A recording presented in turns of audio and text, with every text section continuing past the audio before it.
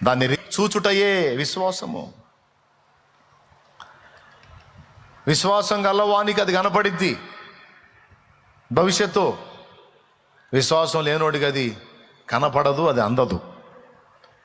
కమ్మని పాట పాడానండి, చెవులు ఉన్న వాళ్ళందరికీ పాట దక్కిద్దా దక్కదా? స్తోత్రం. వినపడనోడికి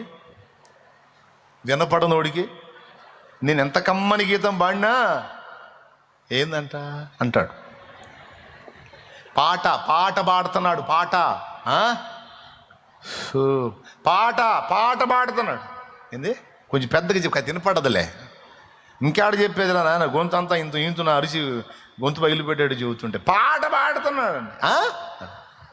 ఏం లేదు చూడు, ఏం చెప్తున్నాడు చెప్పమంటే ఏం చెప్పడింది అంటాడు. నీకు చెప్పేటప్పుడు నేను చచ్చిపోతారా బాబా, నేను చెప్పను, నువ్వు వినట్లా నన్ను కూడా ఇట్లా పక్కన చేరి అంటాడు. అంటే నేను ఎంత చక్కని గీతం పాడినా చెవులు వినబడనందున వానికి అది పాట ఉందా లేదా? పాట లేదు. వినబడనోడికి పాట లేదండి. మరి ఎవరికి ఉంది పాట? నిజంగా అసలు నేను పాడానా లేదా? ఎవరు అందుకున్నారు? చెవి గల వారు అందుకున్నారు, చెవి లేనివాడు అందుకోలేకపోయాడు. వీళ్ళు అందుకున్నంత మాత్రాన పాట లేదా? అక్కడ ఉంది సూత్రం. అలాగే దేవుడు నీకు నాకు మనకు సిద్ధపరిచినవన్నీ అలా ఉన్నాయి. అవి లేకుండా ఏమీ లేవు, అవన్నీ ఉన్నాయి. కానీ ఎవరు అందుకుంటారు? విశ్వాసం అనే చెవి గలవాడు వింటాడు, విశ్వాసం అనే దృష్టి గలవాడు చూస్తాడు.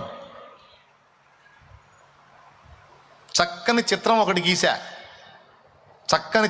గీసా, చిత్రం గీసా, ఉందా లేదా? సరే వద్దండి, ఇక్కడ ఉంది. ఇది దీపవృక్షం.